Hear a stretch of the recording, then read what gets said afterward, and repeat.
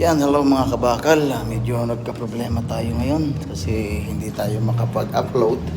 Kasi po nag-over-upload tayo kagabi. Kahapon, sobrang dami kong na-upload na video. So, aywan ko lang kung gagana to. Kasi ilang beses ko na trinay. Medyo built. So, ayan po. So, i-try natin to mga kabakal kung gagana. Kasi ilang beses ko na pong i-try ito, pero ganun pa rin. Siyan ko lang muna po.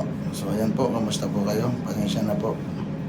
Wala po akong upload na ngayon, medyo tanghali na. Mag-alauna medyo na. So hindi ako nakapag-upload kasi nga try kong mag-upload ng umaga pagising ko.